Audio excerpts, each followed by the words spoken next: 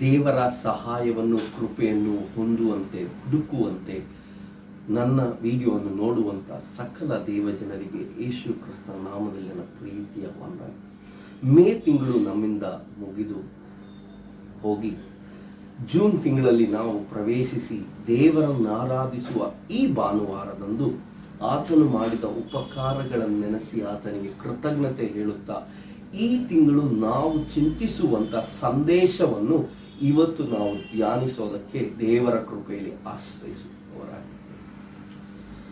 ನಮಗಾಗಿ ತನ್ನ ಪ್ರಾಣವನ್ನು ಕೊಟ್ಟು ಶಿಲುಬೆಯಲ್ಲಿ ಕಷ್ಟಗಳನ್ನು ಸಹಿಸಿ ಸಹಾಯ ಮಾಡೋದಕ್ಕೆ ಯಾರೂ ಇಲ್ಲದಂಥ ಸನ್ನಿವೇಶದಲ್ಲಿ ದೇವರೇ ಕೈಬಿಟ್ಟ ಆ ಸನ್ನಿವೇಶದಲ್ಲೂ ನಮ್ಮನ್ನು ಮರೆಯದೆ ನಮಗೋಸ್ಕರವಾಗಿ ತಲೆಯಲ್ಲಿ ಮುರ್ಕಿರೀಟವನ್ನು ಧರಿಸಿ ಕೈಕಾಲುಗಳಲ್ಲಿ ಆಣಿಗಳನ್ನು ಜಡೆಯಲ್ಪಟ್ಟು ಶರೀರದ ಸಂಪೂರ್ಣ ಭಾಗದಲ್ಲೂ ಗಾಯಗಳನ್ನು ಹೊಂದಿದಂಥ ಯೇಸು ಕ್ರಿಸ್ತನ ಪ್ರಸನ್ನತೆಯನ್ನು ಅನುಭವಿಸುವ ದೇವಜನರೇ, ನಿಮ್ಮ ಕಷ್ಟಗಳೇನೇ ಆಗಿರಲಿ, ಮೇ ತಿಂಗಳವರೆಗೂ ನೀವು ಅನುಭವಿಸುವ ಪ್ರಯಾಸಗಳೇನೇ ಆಗಿರಲಿ, ಜೂನ್ ತಿಂಗಳಲ್ಲಿ ನಿಮಗೆ ಸಹಾಯವನ್ನು ಕೃಪೆಯನ್ನು ಒದಗಿಸಿಕೊಡುವಂಥ ದೇವರ ಸಿಂಹಾಸನವನ್ನು ನಾವಿವತ್ತು ಅನುಭವಿಸುವವರಾಗಿದ್ದೇವೆ. ಆ ಸಿಂಹಾಸನದ ಸಾನ್ನಿಧ್ಯದಲ್ಲಿ ನಾವು ಪ್ರಾರ್ಥನೆಯೊಂದಿಗೆ ಕೂತಿರೋಣ. ಇವತ್ತಿನ ಚಿಂತೆಗಾಗಿ ನಾನು ದೇವರ ಕೃಪೆಯಿಂದ ಆರಿಸಿಕೊಂಡಿರುವಂಥ ಒಂದು ದೇವರ ವಾಕ್ಯವು ಇಬ್ರಾಯರಿಗೆ ಬರೆದ ಪತ್ರಿಕೆ 4ನೇ ಅಧ್ಯಾಯದ 16ನೇ ವಾಕ್ಯ. Book of Hebrews chapter 4 verse 16.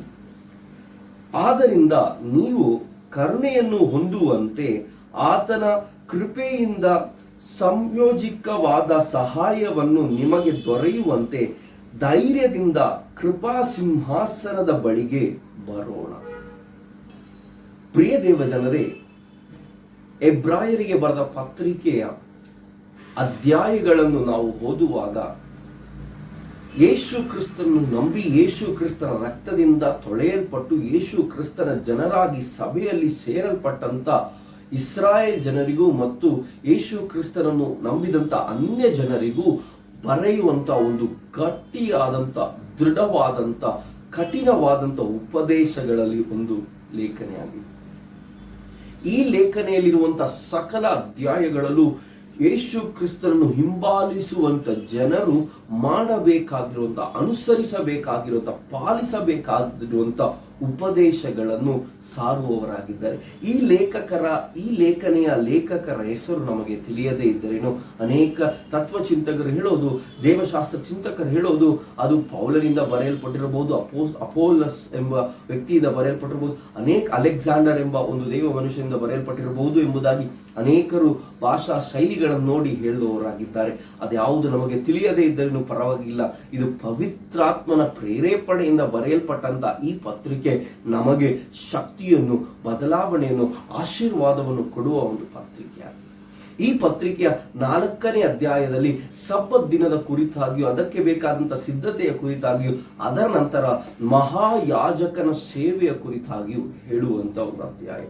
ಈ 4ನೇ ಅಧ್ಯಾಯದ ಕೊನೆ ಭಾಗವನ್ನು ನೋಡಿದರೆ ಯೇಸು ಸ್ವಾಮಿ ಹೇಗೆ ಮಹಾಯಾಜಕನಾಗಿ, ಪ್ರೈಸ್ ಲಾರ್ಡ್, ಆತನು ಜನರಿಗೆ ತನ್ನ ಸೇವೆಯನ್ನು ಮಾಡುವವನಾಗಿದ್ದಾನೆ ಎಂಬುದು ನಾವು ಇಲ್ಲಿ ತಿಳಿದುಕೊಳ್ತೀವಿ.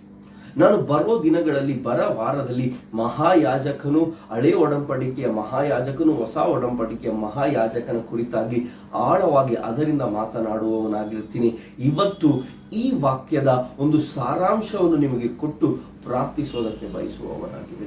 ನಮ್ಮ ಜೀವಿತದಲ್ಲಿ ಕಷ್ಟಗಳು ಬರುತ್ತೆ, ಪ್ರಯಾಸಗಳು ಬರುತ್ತೆ, ಯಾರೂ ಸಹಾಯ ಮಾಡೋಕೆ ಇಲ್ಲದಂಥ ಸನ್ನಿವೇಶಗಳು ಬರುತ್ತೆ, ಅನೇಕರು ನಮ್ಮನ್ನು ಪ್ರಶ್ನೆ ಮಾಡುವಂಥ ಸನ್ನಿವೇಶಗಳು ಬರುತ್ತೆ, ಎಲ್ಲರೂ ಕೈ ಬಿಟ್ಟಂಥ ಸನ್ನಿವೇಶಗಳಲ್ಲಿ ನಾವು ನಿಲ್ಲುವವರಾಗಿರ್ತೀವಿ, ಕಾರ್ಗತ್ತಲು ನಮ್ಮನ್ನು ಆವರಿಸಿರುವಂಥ ಸನ್ನಿವೇಶಗಳಲ್ಲಿ ನಾವು ನಿಂತ್ಕೊಳ್ತೀವಿ, ಸಹಾಯಕ್ಕೆ ಯಾರೂ ಇಲ್ಲದಂತೆ, ಯಾರೂ ನನ್ನನ್ನು ಸಹಾಯ ಮಾಡೋಕೆ ಇಲ್ಲದಂಥ ಸನ್ನಿವೇಶಗಳು ನಾವು ಮುಂದೆ ನಿಂತಾಗ ಧೈರ್ಯವಿಲ್ಲದೆ, ಮನಸ್ಸಲ್ಲಿ ಒಂದು ಬಲವಿಲ್ಲದೆ, ನಂಬಿಕೆ ಇಲ್ಲದೆ ಕುಗ್ಗಿ ಹೋಗಿರುವಂತ ಸನ್ನಿವೇಶದಲ್ಲಿ ನಮ್ಮನ್ನು ಶಕ್ತಿಪಡಿಸುವಂತ ದೇವರ ವಾಕ್ಯವನ್ನೇ ನಾವು ಓದಿರೋದು. ನನ್ನನ್ನು ಕೇಳುವಂತ ಪ್ರಿಯ ದೇವಜನರೇ, ನಿನ್ನ ಕಷ್ಟದ ಸಮಯದಲ್ಲಿ, ನಿನಗೆ ಕೃಪೆ ಬೇಕಾದಂತ ಸನ್ನಿವೇಶದಲ್ಲಿ, ಭಯ ನಿನ್ನನ್ನು ಆವರಿಸಿರುವಂತ ಸಮಯದಲ್ಲಿ, ಕಣ್ಣೀರು ನಿನ್ನ ಕಣ್ಣಲ್ಲಿ ತುಂಬಿರುವಂತ ಸಮಯದಲ್ಲಿ, ನೋವು, ತಲೆನೋವು, ಮನಭಾರಗಳೆಲ್ಲ ನಿನ್ನ ಹೃದಯದಲ್ಲಿ ಇರುವಾಗ ನೀನು ಧೈರ್ಯದಿಂದ ಒಂದು ಸ್ಥಳಕ್ಕೆ ಬರಬಹುದಾದರೆ ಅದು ನಾವು ಆರಾಧಿಸುವಂತ ಯೇಸು ಸ್ವಾಮಿ ನಮಗೋಸ್ಕರವಾಗಿ ಹರಿದಾಕಿರುವಂತ ಮಹಾಯಾಜಕರ ಮಹಾ ಪರಿಶುದ್ಧ ಸ್ಥಳದ ಆ ಒಂದು ಕರ್ಟನ್ ಅನ್ನು ದಾಟಿ ದೇವರ ಮಹಾ ಪರಿಶುದ್ಧ ಸ್ಥಳಕ್ಕೆ ಬಂದು ಆತನ ಪರಿಸನ್ನತೆಯಲ್ಲಿ ಆತನನ್ನು ನೋಡಿ ಪ್ರಾರ್ಥಿಸುವಂತ ಒಂದು ಸ್ಥಳ. ಹಳೆ ಒಡಂಬಡಿಕೆಯಲ್ಲಿ ಮಹಾ ಪರಿಶುದ್ಧ ಸ್ಥಳಕ್ಕೆ, ಆಲಯದ ಒಂದು ಮುಖ್ಯ ಭಾಗ್ಯವಾದಂಥ ಮಹಾ ಪರಿಶುದ್ಧ ಸ್ಥಳಕ್ಕೆ, ಈ ನಮ್ಮ ಕರ್ನಾಟಕದ ಭಾಷೆಯಲ್ಲಿ ಹೇಳುವಾಗ ಗರ್ಭಗುಡಿಯ ಒಳಗೆ ಹೋಗೋದಕ್ಕೆ ಬರೀ ಮಹಾಯಾಜಕನಿಗೆ ಮಾತ್ರವೇ ಪ್ರವೇಶವಿದ್ದಂಥ ಸ್ಥಳದಲ್ಲಿ ಯೇಸು ಕ್ರಿಸ್ತನ ಪ್ರಾಣದ ಮರಣದ ನಿಮಿತ್ತವಾಗಿ, ತನ್ನ ರಕ್ತದ ನಿಮಿತ್ತವಾಗಿ ನನಗೂ ನಿಮಗೂ ಆ ಯೇಸು ಕ್ರಿಸ್ತನು ನಂಬುವ ಎಲ್ಲರಿಗೂ ಈ ಮಹಾಪರಿಶುದ್ಧ ಸ್ಥಳಕ್ಕೆ, ಗರ್ಭಗುಡಿಯ ಸ್ಥಳಕ್ಕೆ ಬಂದು ದೇವರನ್ನ ಆರಾಧಿಸುವಂತ ಭಾಗ್ಯವನ್ನು ದೇವರು ನಮಗೆ ಕೊಟ್ಟಿದ್ದಾರೆ. ಆ ಕೃಪೆಗಾಗಿ, ಆ ಸಹಾಯಕ್ಕಾಗಿ ಇವತ್ತು ದೇವರಿಗೆ ಸ್ತೋತ್ರಗಳನ್ನು ಮಾಡೋಕ್ಕಾಗುತ್ತಾ? ಇಲ್ಲಿ ನಾವು ಓದುವುದ ಹೀಗೆ ಹೇಳ್ತಾ ಇದೆ, ಆತನ ಬಳಿಗೆ ಧೈರ್ಯದಿಂದ ಬರೋಣ ಎಂಬುದಾಗಿ. ಇವತ್ತು ನೀವು ದೇವರ ಬಳಿಗೆ ಬರೋದಕ್ಕೆ ಭಯದಿಂದ, ನಡುಕದಿಂದ, ಅಯ್ಯೋ ದೇವರು ನನ್ನನ್ನು ಹೊಡೆಯುವವನು, ಆತನು ಪರಿಶುದ್ಧನು, ಆತನು ನನ್ನನ್ನು ಯಾವುದಾದ್ರೂ ನನ್ನಲ್ಲಿರೋ ತಪ್ಪನ್ನು ನೋಡಿ ಆತನನ್ನು ತಳ್ಳಿ ಬಿಡುತ್ತಾನೋ ಎಂಬ ಚಿಂತೆಗಳು ನಿಮಗಿದ್ದರೆ ನಾನು ನಿಮಗೆ ದೃಢಪಡಿಸುವ ಒಂದು ಸಂದೇಶವನ್ನು ಹೇಳ್ತೀನಿ. ಆತನು ನಿನ್ನ ಪಾಪಗಳನ್ನು ಕ್ಷಮಿಸಿ, ನಿನ್ನ ಪಾಪಗಳನ್ನು ಮರೆತು ನಿನ್ನನ್ನು ತನ್ನ 2 ಕೈಗಳನ್ನು ಚಾಚಿ ಮಗಳೇ ಬಾ ಎಂಬುದಾಗಿ ಕರೆಯುವಂತ ದೇವನು, ಮಗನೇ ಬಾ ಎಂಬುದಾಗಿ ಕರೆಯುವಂತ ದೇವರು. ಆ ದೇವರ ಕೃಪಾ ಸಿಂಹಾಸನದ ಬಳಿಗೆ ನೀವು ಬರುವವರಾಗಿ ಇವತ್ತು ನಿಮ್ಮನ್ನು ಸಿದ್ಧಪಡಿಸಿಕೊಳ್ಳಿ. ಆತನ ಸಿಂಹಾಸನದ ಬಳಿಗೆ ಬರುವವರ ಸಹಾಯಕ್ಕೆ ಏನೇ ಬೇಕಾದರೂ ಆತನು ಕೊಡುವವನಾಗಿದ್ದಾನೆ. ಅದಕ್ಕೆ ಮುಂಚಿತವಾಗಿ ಧೈರ್ಯದಿಂದ ಆತನ ಕೃಪಾ ಸನ್ನಿಧಿಗೆ ಬರೋದಕ್ಕೆ ನಾವು ಸಿದ್ಧರಾಗಬೇಕು. ರಾಜನ ಒಂದು ಸ್ಥಳಕ್ಕೆ ಹೋಗುವಾಗ ಹೇಗೆ ನಾವು ರಾಜನಿಗೆ ಮುಂದೆ ನಿಂತುಕೊಳ್ಳುವುದಕ್ಕೆ ಯಾವ ರೀತಿಯಲ್ಲಿ ವಸ್ತ್ರಗಳನ್ನು ಹಾಕಿ, ಯಾವ ರೀತಿಯಲ್ಲಿ ನಮ್ಮನ್ನು ಸಿದ್ಧತೆ ಪಡಿಸಿಕೊಂಡು, ಹೇಗೆ ನಾವು ಶುದ್ಧೀಕರಣವನ್ನು ಹೊಂದಿ ಆ ರಾಜನ ಪ್ರಸನ್ನತೆಗೆ ಹೋಗೋದಕ್ಕೆ ನಾವು ಸಿದ್ಧರಾಗುತ್ತೇವೋ, ಇವತ್ತು ಯೇಸು ಸ್ವಾಮಿಯ ಪ್ರಸನ್ನತೆಗೆ, ಈ ಕೃಪಾ ಸಿಂಹಾಸನದ ಮಧ್ಯಕ್ಕೆ ಬರೋದಕ್ಕೆ ನಮ್ಮನ್ನು ನಾವೇ ಸಿದ್ಧಪಡಿಸಿಕೊಳ್ಳೋಣ. ಯೇಸು ಕ್ರಿಸ್ತನ ರಕ್ತದಿಂದ ತೊಳೆಯಲ್ಪಡೋಣ, ಯೇಸು ಕ್ರಿಸ್ತನ ವಸ್ತ್ರವನ್ನು ಧರಿಸೋಣ, ಯೇಸು ಕ್ರಿಸ್ತನ ಹಾಗೆ ಜೀವಿಸೋದಕ್ಕೆ ನಮ್ಮನ್ನು ನಾವೇ ಸಮರ್ಪಿಸಿ, ದೇವರೇ ನಿನ್ನ ಕೃಪಾ ಸನ್ನಿಧಿಯಲ್ಲಿ, ಕೃಪಾ ಸಿಂಹಾಸನದ ಮುಂದೆ ಧೈರ್ಯದಿಂದ ಬರೋದಕ್ಕೆ ಸಹಾಯ ಮಾಡು ಎಂಬ ಪ್ರಾರ್ಥನೆಯನ್ನು ನಾವಿವತ್ತು ದೇವರನ್ನು ನೋಡಿ ಪ್ರಾರ್ಥಿಸು. ಇಲ್ಲಿ ಈ ಲೇಖಕನು ಹೇಳೋದು, ಧೈರ್ಯದಿಂದ ಕೃಪಾ ಸನ್ನಿಧಿಗೆ ಬನ್ನಿ, ಕೃಪಾ ಸಿಂಹಾಸನದ ಮುಂದೆ ಬನ್ನಿ. ಈ ಸಿಂಹಾಸನವೆಂಬುದು ದೇವರು ಕುಳಿತಿರುವಂತ ಸಿಂಹಾಸನ. ಆ ಸಿಂಹಾಸನ ಆಕಾಶದಲ್ಲಿ ಯಾವತ್ತು ಸ್ಥಿರವಾಗಿ ಸ್ಥಿರಪಡಿಸಿರುವಂತ ಸಿಂಹಾಸನ. ಆ ಸಿಂಹಾಸನದಲ್ಲಿ ಆಕಾಶವನ್ನು, ಭೂಮಿಯನ್ನು, ಸೂರ್ಯ, ಚಂದ್ರ, ನಕ್ಷತ್ರಾದಿಗಳನ್ನು ಸೃಷ್ಟಿಸಿದಂತ ದೇವರು ಕೂತುಕೊಳ್ಳುವಂತ ಸಿಂಹಾಸನ. ಆ ಸಿಂಹಾಸನಕ್ಕೆ ಯಾವತ್ತು ಅಳಿವಿಲ್ಲ. ಆ ಸಿಂಹಾಸನವನ್ನು ಯಾರಿಗೂ ಕುಲುಕಿಸೋದಕ್ಕಾಗೋದಿಲ್ಲ.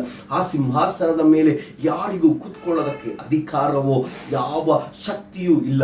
ಯಾಕಂದ್ರೆ ಸರ್ವಶಕ್ತನಾದಂಥ ದೇವರು ಆ ಸಿಂಹಾಸನದಲ್ಲಿ ಕೂತಿದ್ದ.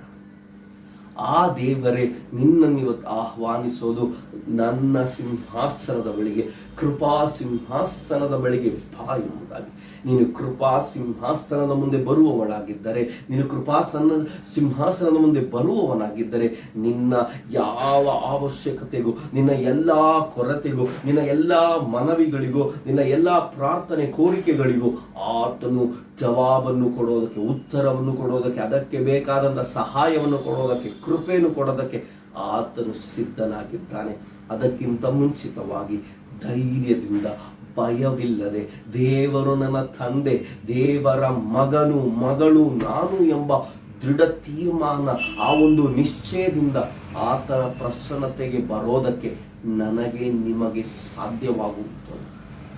ನಾನು ಪಾಪಿ, ನನ್ನ ಜೀವಿತದಲ್ಲಿ ಪಾಪವಿದೆ, ನಾನು ಪಾಪಿಯಾದ ನಿಮಿತ್ತ ದೇವರನ್ನು ನೋಡೋಕ್ಕಾಗೋದಿಲ್ಲ ಎಂಬುದಾಗಿ ನೀವು ಚಿಂತಿಸೋದಾದರೆ, ದೇವರೇ ನನ್ನನ್ನು ಕ್ಷಮಿಸು, ನನ್ನನ್ನು ನಿನ್ನ ರಕ್ತವನ್ನು ಶುದ್ಧೀಕರಿಸು ಎಂಬುದಾಗಿ ಪ್ರಾರ್ಥಿಸಿ ಆ ಕೃಪಾ ಸಿಂಹಾಸನದ ಮುಂದೆ ಧೈರ್ಯದಿಂದ ಬರೋದಕ್ಕೆ ನಮ್ಮನ್ನು ನಾವೇ ಸಮರ್ಪಿಸೋಣ. ನನ್ನನ್ನು ಕೇಳುವಂತ ಪ್ರಿಯ, ಈ ಕೃಪಾ ಸನ್ನಿಧಿಗೆ ಬನ್ನಿ ಎಂಬ ಆಹ್ವಾನವನ್ನು ನಾನಿವತ್ತು ನಿಮಗೆ ಕರೆಯುತ್ತಿದ್ದೇನೆ. ಯೇಸು ಸ್ವಾಮಿ ತನ್ನ 2 ಕೈಗಳನ್ನು ಚಾಚಿ, ನನ್ನ ಮಗಳೇ ಬಾ, ನನ್ನ ಮಗನೇ ಬಾ, ನಿನಗೋಸ್ಕರವಾಗಿ ತಂದೆಯ ಬಲಭಾಗದಲ್ಲಿ ಕೂತು ಯಾಚಿಸುವಂತ ನಾನು ನಿನ್ನನ್ನು ಕರೆಯುತ್ತಿದ್ದೇನೆ ಎಂಬುದಾಗಿ ಯೇಸು ಹೇಳ್ತಾ ಇದ್ದಾರೆ. ಆತನ ಕೃಪಾ ಸಿಂಹಾಸನದ ಮುಂದೆ ಯೇಸು ಹೋದಂತ ಆ ದಾರಿಯಲ್ಲಿ ಹೋಗೋದಕ್ಕೆ ನಮಗೆ ದೇವರು ಸಹಾಯ ಮಾಡಿ.